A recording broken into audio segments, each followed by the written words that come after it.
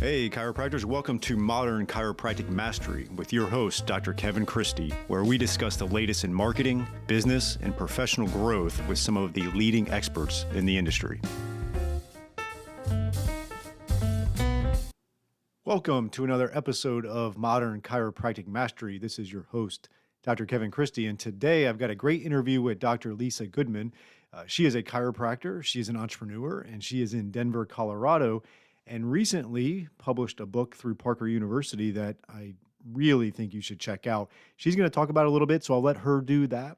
But it was cool to see the book launch go great at Parker University in Vegas when I was there. And she's doing wonderful things, has had a great career and still firing on all cylinders and looking to grow as any entrepreneur is. And we talk about a lot of different things regarding associates. I think this was a great conversation.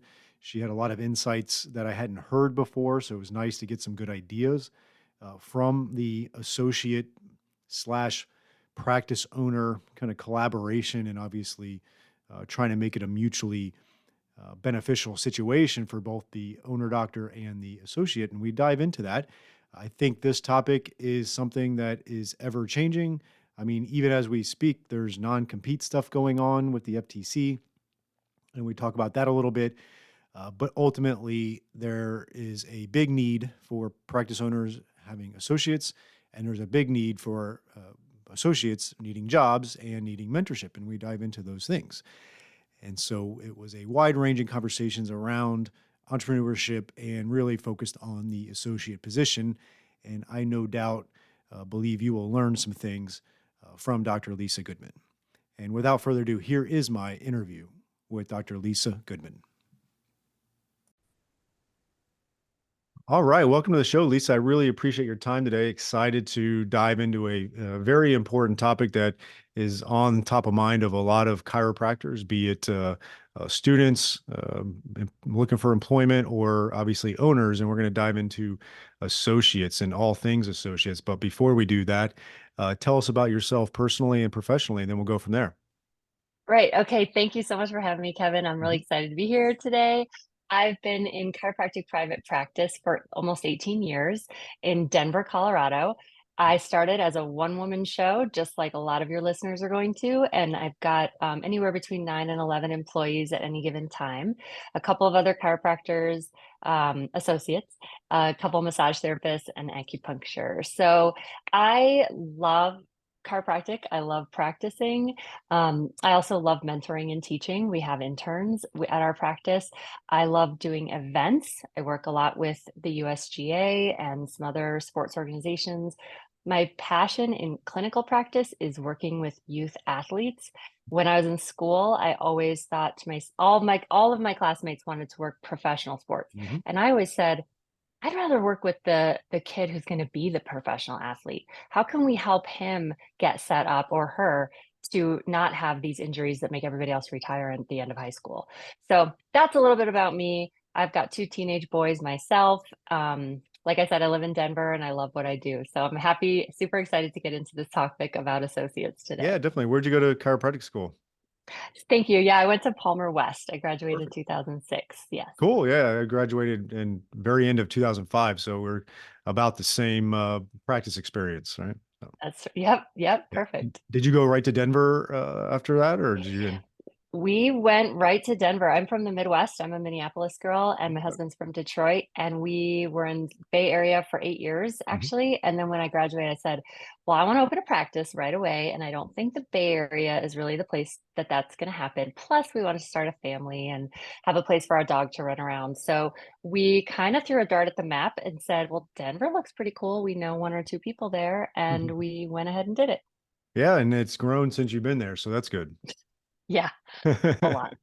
Yeah, I'll be out in Denver in a couple weeks, obviously before this probably releases, but looking forward to spending some time there. So I hear it keeps on growing. It does. Come check out my practice if you come to town. You know, I probably will have time. I'll try to do that. That's something I try to do when I do travel. I just was in Nashville and visited a buddy's practice there. I hadn't seen his new place, so that was pretty cool. So it's always nice. We were talking about that among some of our chiropractors. It's always good, and I think our audience could hear this, is that like when you do travel, Pick out other chiropractic practices to stop by and hang out for a little bit. You don't have to, be there all day, but check it out, see what other chiropractors are doing and get some ideas. I love that. I mean, that's one of the very first things I talk about or mention in the book is Mhm, chapter one is, networking, but making sure that you just drop by other practices when you're in mhm. school. But I love the fact that you're pointing out how important it is to do when you've been in practice for 10 or 15 years already. Yeah, you got to keep getting good ideas, and things are always changing. So check that out, and we'll definitely dive into the book a little bit. Excited that you were able to launch that at Parker this past year. I was there, but we missed each other. So We maybe did. next year at Parker. Yeah, you Um, got it. let's dive into associates. It's a broad topic. We could probably talk about this for a Joe Rogan 4 hour podcast, but we limit to about 45 minutes. So let's start out with like when does the practice owner, when do they know it's probably that time that I need an associate and I can kind of handle bringing on an associate? So, first thing with any business, any good business advisor will tell you never to grow until you are bursting at the seams. Mhm. And I shouldn't say never, but it's a good rule of thumb that you have enough patients in our case to help provide an associate with the patients. I think one thing that owners make a mistake of a lot of times Mhm. is I'm going to hire an associate for a commission, so I don't have to pay them unless they see a patient, and then they're going to go out and market and bring a bunch of patients into my practice, right? That's what everybody thinks. That's the wrong way to think about it. Mhm. What you want to do is think about, do I have too many patients that I can't treat by myself anymore? Do I want to extend my hours? Then I can't fill them all myself anymore. Do I want to add a service that I don't provide? Let's say I'm a sports chiropractor, but I think there's a big need for pediatrics in my area. That would be a good reason to hire somebody who specializes in something different than you do, which is another suggestion I have. And then are you willing and able to mentor somebody? So that's actually the more the question of should you ever bring on an associate, Mhm. not just when should you, Mhm. but if you're not the type that's willing to teach and mentor and do it over and over and over again, that might not even be something you want to consider. Yeah, it's a good point. We were just chatting about that on a group coaching call where, people talk about hiring and did I get the hiring right? Did I get the hiring right? How do I hire?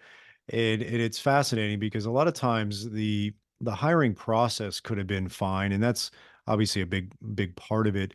But in my opinion, there's probably more, but there's three key ones. Is obviously, yeah, the hiring process is step one. Let's take a break from today's episode and announce our first sponsor. This is going to be Propel Marketing and Design. I've known Darcy Sullivan for years. We've worked hand in hand on my websites. I don't trust anybody else to do this search engine optimization. She does a great job. There's so much to it. A lot of the lingo and the words are beyond my comprehension, but it's just amazing work that she does. And if you're really going to get results with Google, you have to make sure your website is SEO optimized. And I really don't want you doing it yourself as a chiropractor. So you just have to have this type of stuff done. And if you're looking to get more organic online traffic that pulls in new patients, Propel Marketing and Design is currently offering chiropractors who listen to this podcast a free SEO website review. The free review will help you uncover methods that will improve your website and boost your search engine visibility. Head over to propelyourcompany.com/chiropractor and schedule your free SEO website review. You won't regret it. She gets great results. Your website needs this. Your search results need this. Head on over there to propelyourcompany.com/chiropractor to get your free SEO website review. Step two is going to be the onboarding process, and a lot of owner chiropractors fail on that, which is a problem. But then the third one, which is what you're kind of talking about, is are you willing to like coach and mentor them and build them into a chiropractor, especially if they're coming out of school or young or something completely different type of practice style? Are you willing to make that commitment to them? Because if all three of those boxes aren't checked, there's a high chance it's not going to work out. Yeah, I mean, totally correct. Which is why I'm sure we'll get into timelines and Yeah. expectations. Yeah, let's do that. What would you like as far as, you've made that determination where I'm ready to hire. And it could be another chiropractor that might be looking to hire. is someone that's looking to step back a little bit. Maybe you're going to go from full time to part time or something like that, but you can still obviously mentor that person and onboard them. So we've made the decision. We're bringing on the associate. We don't have a strong lead right now. What are we looking for as far as getting that associate and the timeline around that? Like as far as getting them onboarded. Well, let's say, like, Um, how long can a chiropractor expect to actually find a chiropractor, um, and go through the hiring process and actually hire them? all right, so digging into the hiring process a little bit, um, I think that anyone who's willing to hire a brand new graduate, Mhm, it is it is awesome, right? We have to do that. We have to support our new grads. mhm, But it's a different deal than hiring somebody who already has some experience somewhere yeah, else. When you hire somebody who's been working at like the Joint or something for a year, mhm, they bring with them a ton of experience and they also bring with them something that I think is kind of special, which is what it feels like to work for someone who maybe isn't as great as you are. mhm, And when somebody's working for you and you're awesome and amazing and treating them well and mentoring and coaching them, they have the experience to say to recognize that. Say, mhm, "This is great." Sometimes when you hire somebody who's brand new, who has never had a job as a chiropractic associate before, they come into your practice and you're awesome, you're great, and you're spoiling them with training and mentoring, but they still have that curiosity of what else is out there. mhm, That's something I've kind of seen and important to address if you hire a new graduate, that those feelings are normal and mhm. natural, but there's no one better than you. So don't even think about it. No, just Exactly. kidding. I'm kidding. I'm kidding a little bit, but I feel like that happens sometimes. So how long can it take you expect to look for and hire an associate? Mhm, Um, it really depends on your area. I have heard recently that it's pretty hard to mhm, get good qualified candidates for what you're looking for. A lot of our practices are specialty practices, or yep, we have specialty credentials, or we're mhm, looking for somebody who practices like us, potentially from the school we went to. And so that your pool gets smaller and smaller, kind of the more specific you get. So it mhm, kind of depends if you're able to broaden maybe what you're looking for, and then be able to make that person coachable or mhm. pay for a certification that you want them to get. But I'm not really answering your question. I think it could take 3 months, it could take 6 months to find somebody great. Yeah, it really could, and I think one of the things that I've tried to do, I get a little bit of a built-in advantage of a chiropractic audience. So people may know where my practice is and things of that nature. So that does help my talent acquisition. But I do know a lot of other chiropractors that don't have podcasts and such, and they've got good talent acquisition because they've gotten involved with particular techniques, right? Be it MPI or ART or the like. There's other ones as well where they're getting involved and they're kind of building a brand of their practice, like you have. Like you've built a brand of your practice that transcends just the community. And so now, people are going to know you wrote a book, you've got expertise on this, you built a great practice. And so that's one way of really transcending the community, building a brand in the profession. And that could make it a little bit easier to attract good talent that's compatible with your practice. Correct. I mean, be involved, not starting from when you're in school, but be involved in the chiropractic profession. Mhm, Go to Parker seminars, go to seminars, participate not just in your local business building groups, but in chiropractic groups, because that people know each other. People know other people who are hiring, and people ask me, email me all the time, who else is hiring in Denver? Who do you know? Who mhm, do you know? So we can help each other find good help. And I will say, though, I think the best way to find exactly what you're looking for is actually to recruit, to mhm. ask around and to find out, don't recruit from another small business Mhm. chiropractor, but Yeah, yeah, recruit from, somewhere where you feel okay, offering them a better deal. yeah.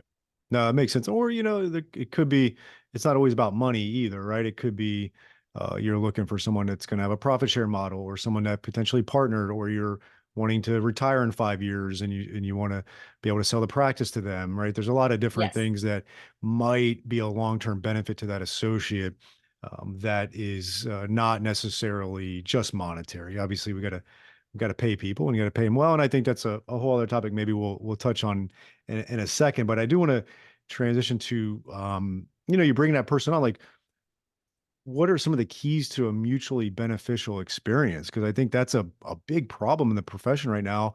A lot of owners feel kind of duped by associates and not living up to expectations. And it's like, the this and that about this generation and that. And then the obviously the potential associates or the associates are feeling like they're getting a raw deal. Like, what are some of the keys to a mutually beneficial experience?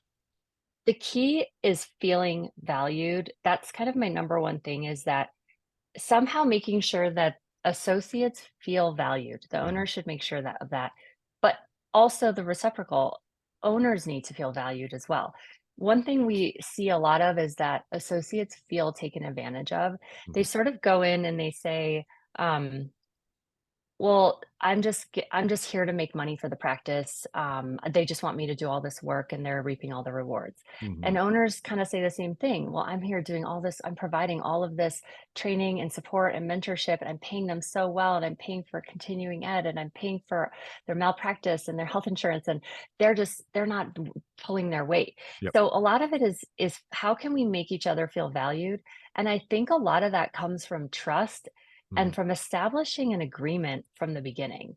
When I hire a new associate, let me put it this way. A lot of people hire associates in a fear-based model, kind of a if you leave and open up, I'll sue you. If you take mhm, patients with you, I'll sue you.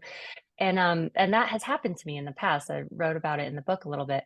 And and now I've changed my whole mindset to much more of a handshake. mhm, Like, Kevin, I'm gonna hire you to work in my practice, and I want to talk to you about what that means and what I expect for you and what I expect for me to provide. And if mhm, either of us ever aren't pulling our weight, we need to talk about it and we need to see what can be done. And at the end of the day, if you leave and if which actually sometimes I that's what I hope for people. I hope yep, that they wanna open their own practice and that I've provided mentorship and guidance mhm, and all of that. In fact, I expect them to go. But there's some caveats, and if and when that happens, I wanna be happy for you, I wanna be mhm, proud of you, I wanna tell everybody where you went, and I think those types of relationships can exist, yep, and it's just a matter of setting it up correctly with agreements in the beginning, and I actually won't take legal action against you if you leave. mhm, But my recommendation is kind of the reverse, which is more of a um, retention incentive. mhm, If you meet all of the terms of your contract, at the end of your contract, you'll receive some sort of retention bonus or mhm, incentive versus a threat of suing you, or you have to pay me $20,000 or something like that. yep. So, anyway, long winded answer, but to say that I think that it's really important that trust is developed from the beginning, and there are a lot of steps along the way to notice it's not happening. Yeah, I agree. And I think one of the things is clarity. Let's take a short break for one of our great sponsors, TrackStat. It is a new type of software plugin for your EHR that combines patient communication, marketing, automation, and statistics with patient and employee tracking. Built by chiropractors for chiropractors, it shows your team what to focus on each day. See patient visit habits, missing information, unpaid bills, insurance collection visit average, and more. Great visibility of data so you can focus on filling your office with your best patients. When you can see what your staff and patients are doing or not doing and take action accordingly, your profits naturally grow. Take TrackStat for a test drive in your office with our free trial. Not a techie, no problem, we can help. To get started on your free trial, visit trackstat.org and watch the demo. That is trackstat.org. I'm actually in the early phases of onboarding a new associate, and so far so good. And one of the things that I sent him is the book, The Great Game of Business, and we're going to kind of work through that. I've read through that. We've had someone in our mastermind who's implemented that.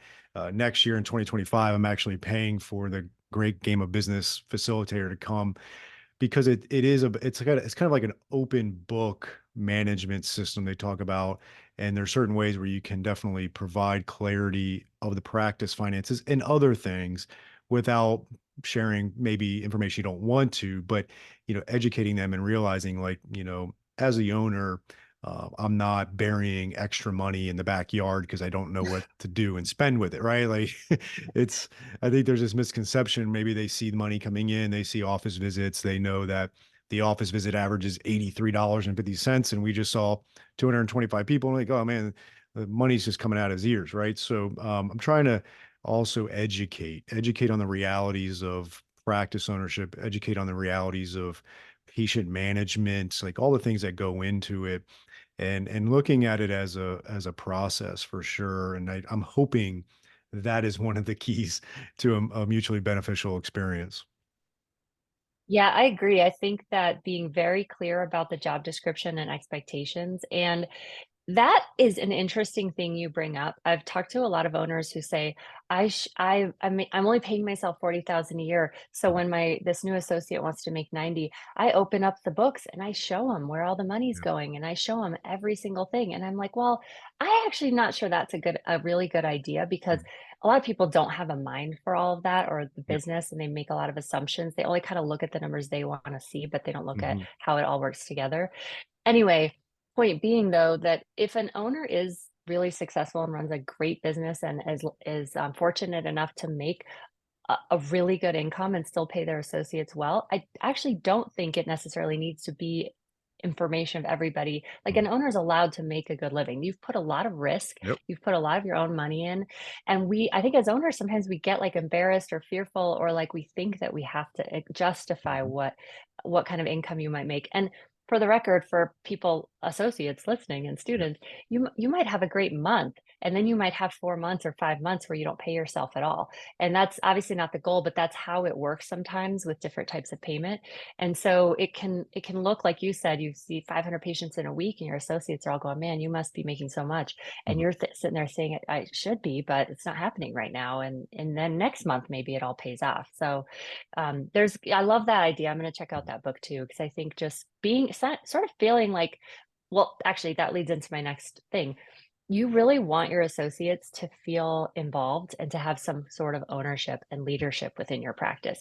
Even if there's just two of you, if they have some part of the job that they're responsible for, Mhm. which is oftentimes where like a profit share can make sense, or some sort of bonus on whatever work you're having them do. But Mhm. it's their own thing. They feel like they're in charge of it, or they are in charge of it. It's really, really helpful to have them want to be a part of what you're doing versus just tasking them, telling them what to do, giving them number goals. It's more, Mhm. how can they be involved in building and growing in your community too? Yeah, no, it makes a lot of sense, and being a part of that team. And ultimately, that's why it's important when you have a team, you got to keep the culture up as well, right? I think that's a one of the keys to a mutually beneficial experience is that do they feel like they're part of the team, and is the overall team culture really good so that when they come on board, they're not coming into a virus, right? Like I've seen that happen before where the new associate starts and there's inner conflict with the other team members, and that's part of the issue. And then they feel like this is not a good place to be. This is not going to benefit my professional growth, and I see that often as well. Yeah, culture is huge. I mean, practice what you preach, lead with values, hire people who have similar values of you. If Mhm. I were going to talk more about the hiring process, are you a really heavy philosophy based chiropractor? Are you really heavy problem focused chiropractor? Are Mhm. you somewhere in the middle? Make sure that you're looking at associates who have a similar value system chiropractic as you, but also a value system in terms of um, not overtreating or not overcharging, or, it's interesting, like the integrity that you can run into. And Mhm. if you can assess all of that out during the interview process and really find a good human to work with, Yeah. then all of your agreements hold a lot more weight. Yeah, it makes sense. And one of the things, I had dinner in Vegas for Parker, and it was me and Jay Greenstein and a few other people, and the gentleman from Chiro Matchmakers were there, and they talked to a lot of chiropractors that are looking to hire. And one of the things they talk about is like, kind of like what's the revenue of the clinic, what's your income, and if there's certain parameters that are not being met there, they will recommend not hiring an associate because what's happening, I think, that you could get almost all the things right, and it could be mutually beneficial. But if you're cash flow crunched and you think the associate coming in is going to be the savior of that, And right out of the gates, they're not, because most likely, it's going to be an investment on your end. But if you're like, you're counting the days until that person is bringing in profits to cover themselves, and it takes a little bit longer, then you start to get resentful, and there's a lot of stuff going on there as well. So you got to get the financial house in order as well, so that you can enter into that relationship with that associate and not be, money always spoils everything, right? And it can spoil it in a lot of different ways, but I think that's something I see a lot as well.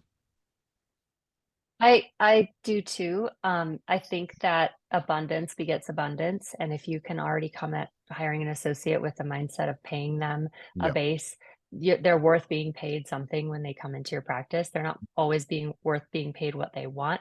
We don't have a residency program, at least not widespread in chiropractic.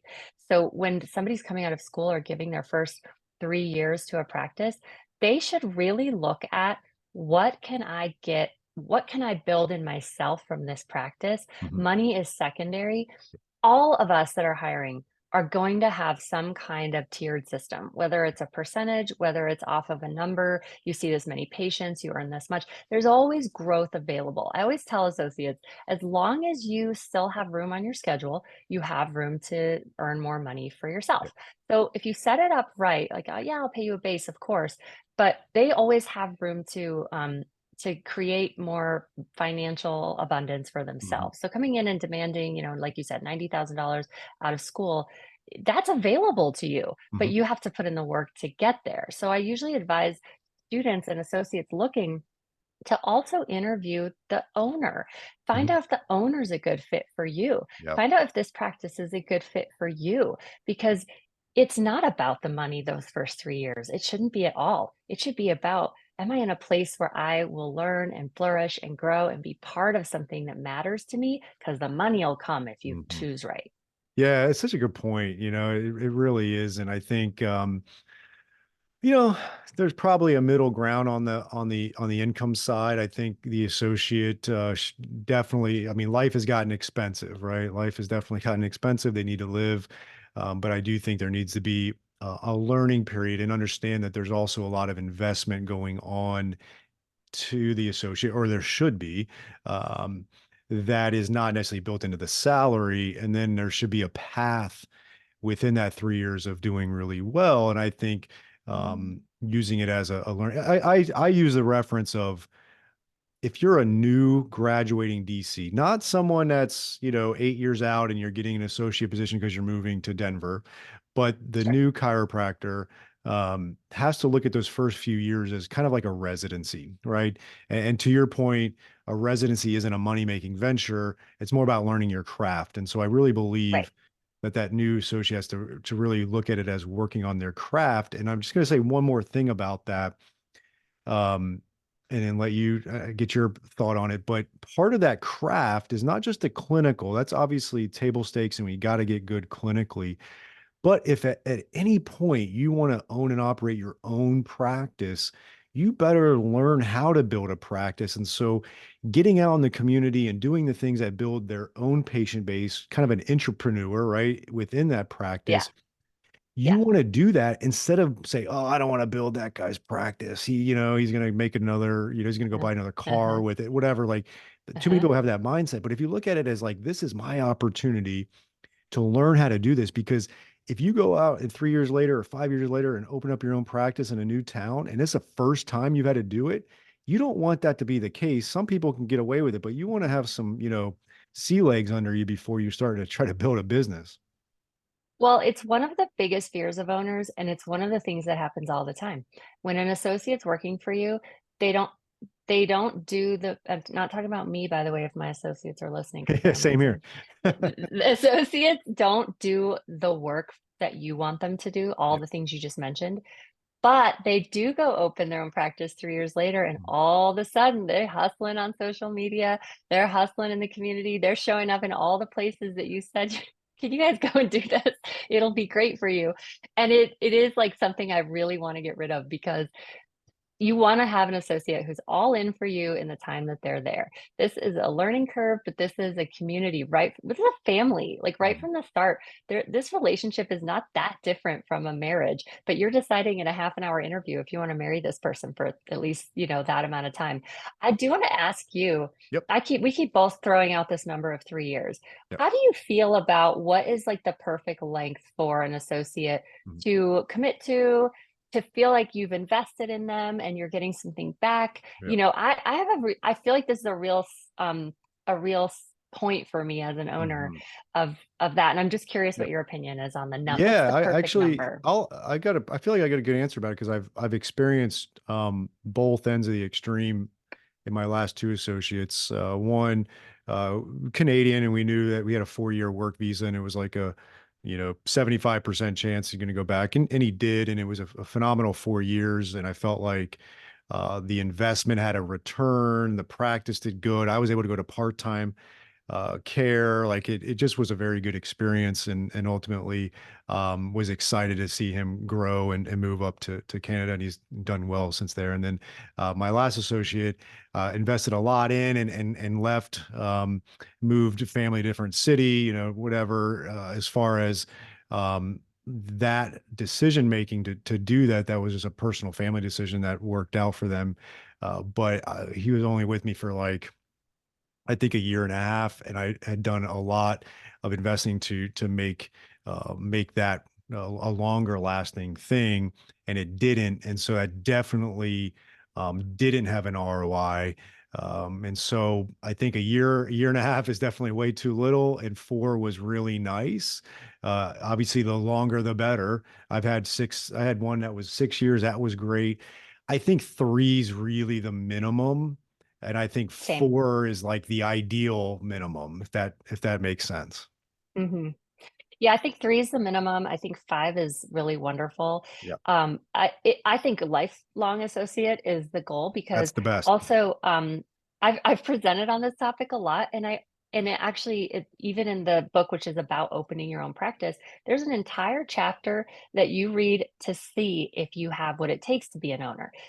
Do Mm. you Yeah, maybe some people want to own, Mhm. but should you own? And so if somebody can read that and say, "You know what? I don't wanna do all that. I Yeah. just wanna be part of the community and treat patients, but I don't Mhm. wanna deal with the business burden." That's the one you want to identify for the long-term associate, and that's the one you'll invest so much more in because they're so happy in that role. When you have someone who's sort of waiting for the right time to leave and open their own practice, you just have to make sure you have good agreements with them and you keep that number up, which is why I mentioned at the beginning this idea of a retention bonus. Mhm. If you had your 1.5 year doc, and let's say you had them on a 3-year contract for the retention bonus, they left it. So what I do with that is I have like a separate account for that. Profit First by Mike Michalowicz is a great book, Yeah. but I have Great a book. separate account for a lot of things. And I have an account that's like, okay, this is for so and so's retention bonus. And every month it just auto debits into that. So I Mhm. don't even see it. It's basically like payroll. Now, at a year and a half, they leave, they move to another city. You're happy for them, whatnot. But they don't get the retention bonus, but Mhm. you get it if you want it because you've been putting it away, right? Yeah. And now you can use that to invest in your next associate. But if they do stay the 3 years or whatever that number is, you happily write them a check for the retention bonus. You've been saving it. It's not your money anyway. They can either use that if you're supportive of them opening their own practice, whatever your stipulations are, Mhm. 5 miles away, whatnot. Don't solicit patients with an email. I'll pay that bonus to you in 90 days after you're done here. So Yeah. you kind of have some time to see what their plans are. Or you don't have to leave. You can pay them Mhm. the retention bonus and you can stay on for another 3 years, right? So those are kind of the ways that I've seen it be successful to know because planning's everything in our world. You mentioned yourself you were able to go to part-time. I'm writing, I'm presenting, I'm doing a lot for the profession that I think is really valuable, but it does mean stepping away clinically a little bit.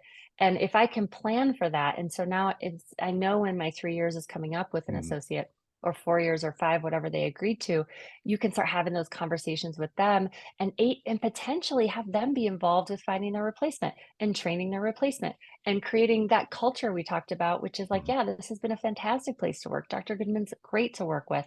You guys are going to love it here. And they understand that they're handing off their patients in good hands. And what they ultimately need, what associates ultimately do need to understand is that when they leave an associateship, they're not leaving empty-handed. They Mhm. shouldn't be leaving with a book of patience. They should be leaving with experience and a mentor for life and a know-how of how to network and how to build and how to financially manage their practice. But a lot of times the fear of us owners is that our associates are coming in to build a mini practice and that they're just going to take everybody they've built those relationships with them, which happens because people are people and people build relationships and you can't hold on to them. You can't play tug of war with a human being, but you can do the best you can to make sure that everybody understands that the practice will take care of the patient later. And the associate leaves with all that abundance of knowledge and experience.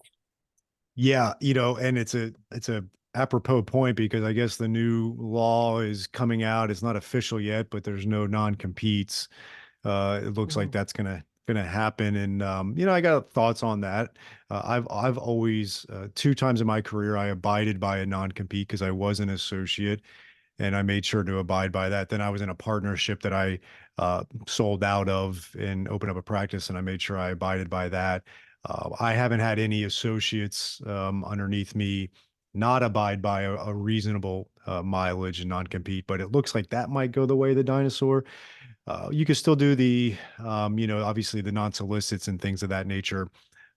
But the way social media is now, a lot of people are going to follow them. And I just, Right. if that's the case, if we can't do the non-competes, then I'm not going to let it impact me hiring. It's not ideal. It's going to probably be something that could bite some people in the, sometimes because unfortunately it is a real drain on a small practice if someone that's seeing 30-40% of the patients leaves and a lot of them go with them. That's Yeah. tough to handle for sure.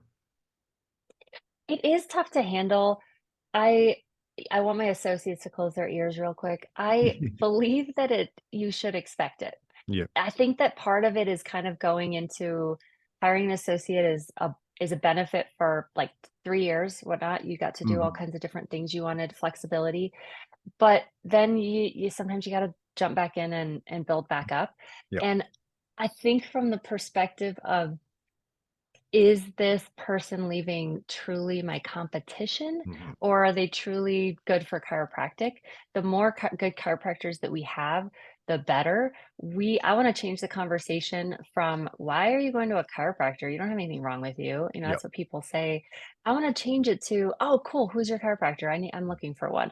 There's so many spines and ankles and hips out there that need our help that I just don't look at it like competition anymore. I Mhm. look at it like, the people who are going to your practice may not be the people coming to my practice. Yeah. And it's a big deal. Even a massage therapist recently left my practice and a ton of Mhm. patients went with them when they started their home-based business. And I was, you're hurt, you're rejected, you're disappointed, you're hurt from the person and the patients as well. But Yeah. so that's kind of the emotional side Mhm. of hiring and having these people that you trust and that you put so much into. And I really feel like everybody who's ever worked for me just feels like family, friend, somebody I wanna be in a relationship with forever. Um, and sometimes that doesn't happen, and it all has to do with communication. How Yeah. is it communicated, you know? Mhm. Yeah, no, it definitely does, and I think that's what's gonna be important, right? Docs, if you know deep down that your current software system is lacking and causing your practice to leak money left and right, with billing issues, low retention rates, and slow, painful manual tasks that could easily be automated, you need to give Genesis a hard look today. No more walking away from a team meeting, still wondering what's actually going on in your business, or trusting that your team understands the urgency of which you need to operate with to crush your goals this year. Genesis AI based system is a tell all of where you are winning, where you are losing, and who needs to do what, and it's almost entirely automated. They'll even white glove your transition so that you don't even have to lift a finger. Gone are the days of sticky notes and sleepless nights. With Genesis, you can let AI do the heavy lifting for you so you and your team can do what you set out to do in first place. Take care of people. It's not just me saying this. They have loads of case studies from businesses that only wish they switched to Genesis sooner. Don't wait. Schedule your free consult today at genesischiropracticsoftware.com. That's genesischiropracticsoftware.com. Um, you mentioned the word competition, and I want to touch on this last little topic of it. It's something I wasn't expecting to, but I think it's a really important thing. I think what happens is a lot of chiropractors obviously look at the other chiropractors in their community as competition, and that's kind of a natural thing, especially if you're competitive or whatever. But I also see too often that the owner and the associate actually look at each other as competition, even Uh-huh. within under the same roof. What are some of your Uh-huh. experiences and thoughts on that? It's funny. The reason I hadn't even thought to bring that up is because it hasn't happened in my office in Yeah. like 4 years, but I have been in that situation. And Mhm. even worse is when you have three doctors, Yeah. because usually the two associates are clamoring for the new patient. The Yeah. new patient that calls from random or from a Google ad, who does it go to? And is it fair? And I will tell you what, the second that conversation starts, something has to change because I fully believe that the more successful Dr. A is, the more successful Dr. B is. And if they Mhm. can cross refer and ask each other for help and advice, they're both going to be more successful. I actually had a doctor who worked for me who was going on a 2 week long vacation and said to the front desk, "Don't put any of my patients with anybody else while I'm gone. They Yep. need to wait and see me when I get back." Yep. And are you kidding me? Like, are we putting the patient first or are we putting you first? Mhm. Because the patients are always going to be grateful that you took care of them while you were gone, or that we have a philosophy in our practice. You can see any doctor at any time. We try to get our patients to see all of us so that they're Mhm. comfortable seeing all of us. And mind you, we are commission based. Everybody is based on, how many people they see. But they still believe. I have two great eggs right now who still understand that they want to see each other be successful. Mhm. And that's what I'm talking about when I say hire in for values. Like, I want to hire hungry doctors who are competitive and who want a busy schedule.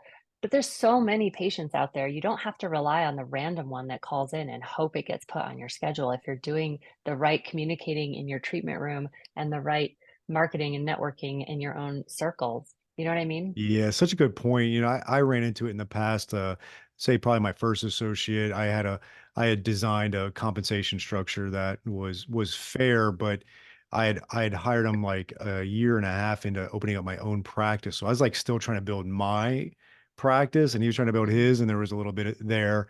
And then a second time was like what you said was I probably prematurely brought on a third chiropractor, so a second associate, third chiropractor, and the number two chiropractor was like a pretty bothered by that, and that ultimately it worked out, and they became cool and friends with each other and all that. But it was a rough 6 months to try to kind of smooth that out because that was honestly it was poor communication on my part.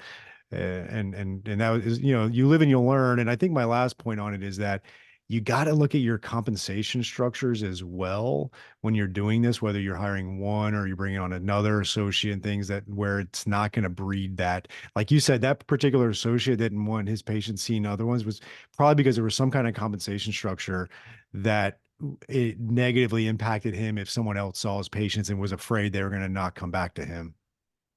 Correct. Yeah. And you could build something in where everybody benefits from a certain profit share of the entire practice's success on top of what they're earning on their individual, right? Yeah. So you could do something like that. I haven't really needed to do that because everybody just loves their own kind of their focus and their patience. And I think once we get to where we are getting strong referrals in, Mhm. then you kind of don't have to worry about it. But it is like what we said at the beginning, grow when you as the doctor are busy enough that you can sustain sharing those Mhm. new leads with your associate. Yeah. Um, I don't I think so to your point too about doctors outside of your office in competition. Mhm. You also mentioned when you're in other towns, like visit other chiropractors. Yep. So you should know everybody in your area as Mhm. chiropractors. You should know everybody who's practicing. You should know what techniques they do, what hours they have, Mhm. what techniques they don't do. If you're a solo practitioner and you've got your table in your hands and you're just starting out, that's a great person to network with if you have a decompression table. Like, Mhm. hey, send any of your disc patients over here. We'll treat them for that. Don't worry, we're not going to steal them from you. And if we have, oh, you work Saturdays, great. We don't. So now we can send people to you because you're Mhm. working Saturdays. So I think that that is what's best for our profession. And it's hard to let go, but it's just incredible the support you'll get from your patients. They'll be like so grateful that you were able to refer them to somebody else. And don't you also think that referring within our profession is so much stronger than referring out of our profession? If you have a patient that might need a chiropractic neurologist or might need an Atlas orthogonal doc or Mhm. something that you don't do, instead of just sending them to a neurologist. Yeah, I agree. And I think we need more of that for sure. So, well, Doc, this has been amazing and we could keep on going on, but tell us the name of your book. It's exciting and you launched it in Parker. That was cool to see. I think you guys did a great job of getting it out there. And so tell us about the book, the name of it, and where they can find it. Thank you. Yeah, published by Parker University. It's called The Manual for the Chiropractic Entrepreneur. It's 16, maybe 17 chapters of Mhm. a tactical guide of what you need to know, everything from what taxes you need to pay, what you need to register for as a practitioner, but also as a business, all the way through the sort of fun of risk management. As Mhm. chiropractors, we need to take that really seriously from our patients and ourselves. But then there's the fun stuff, branding. I don't Mhm. know about you, but I don't think enough chiropractors spend enough time thinking about the name of their practice Yep. and they pick some sort of clip art and name it, Mhm. something that's sort of their first stab, either, a name that their name or something like that. But you can really be creative. You can really make an impact with the name of your practice, the colors, fonts, logos. I have a lot of fun with that in the book. So it's a lot of pep talk, it's a lot of tactical, and it's a lot of creativity. And I believe that everybody has what it takes to open a practice if they want to. My goal with the book is to inspire you to have the confidence to do it. It's confidence that a lot of times is lacking, and the Mhm. confidence is lacking because you don't know how to do it. We've never done it before. So this is a really inexpensive way. It's $25 on Amazon. Read Love it while you're in school. Read it right now if you're not it. sure if you want to open a practice. Read it if you're 3 years in and you're like trying to, think about things you haven't done yet or need to start doing. It's on Amazon. It's called The Manual for the Chiropractic Entrepreneur. Check it out. Let me know if you like it. Let me know if you have any other questions. Super excited about it. Perfect. It's cool. It's a labor of love writing a book, isn't it? But it's fun. It is a labor of love. I knew a week into opening my practice that I had Mhm. no idea what I was doing. And I said, once I figure this out, I'm going to write it down so everyone else can figure it out a lot faster than I did. That was a true story. 18 years ago, I said, once I have enough credibility and experience under my belt, I'm putting this all on paper and it's happened now. So check it out. So funny naming practices. I had a patient say something pretty funny the other day, and had never heard of it. The name of my practice is Health Fit Chiropractic and Sports Recovery, and he goes, "Man, you really pigeonholed yourself into staying healthy and fit the rest of your life, didn't you?" I never thought about that, but yeah, I did. I Hmm. really did because I was probably 29 when I named it. But yeah, trying to stay healthy and fit at 44. But yeah, you got to think about those things. Not necessarily staying healthy and fit and naming your practice, but naming and branding is important for sure. I think it's a pretty good risk that you're going to stay healthy and fit and you're going to promote that for your patients for the rest of your life. So I think it's a pretty good bet. Absolutely. Well, Doc, this was really cool and exciting. Hopefully, we can run into each other in Denver here when I'm coming up there to visit, and let's make sure we keep in touch. Yeah, come visit me. Oh, last thing I want to mention is chapter one is available for free at drlisagoodman.com. It's drlisagoodman.com if you want to check it out right now and not wait for your book to come in the mail. Perfect, and we'll put that in the show notes. Okay, thank you. I hope you enjoyed this week's episode. And if you want to make the shift from busy, broke, and broken to time free and cash confident, or you just want to continue with the exponential growth, check us out at modernchiropracticmarketing.com. Look at the MCM Mastery tab, watch the short video on there, and check out what we are doing now for evidence-informed chiropractors. We are equal parts coaching and marketing done for you. Yes, you shoot some videos, we help you with campaign strategies and ideas and really become a thought leader in your community. You shoot those videos, you send them to us, we produce, edit, and brand them to you. Then we distribute them through all of your channels. We also take them and we turn it into one good blog per month. And every other month, we have Dan Sullivan producing a robust blog with a topic that you pick from her database to help with your SEO. So we essentially become your content marketing agency to make sure your practice is always having ethical, elegant content marketing to help grow your practice. On the coaching side, we also help you with everything from marketing ideas to business, communications, finances, anything practice growth, and really try to help prevent you from being stuck on that island. And we hold you accountable. We have a great group of doctors that are just doing amazing things, and we look forward to help you out to take that next step in your practice. So again, check us out at modernchiropracticmarketing.com and learn more.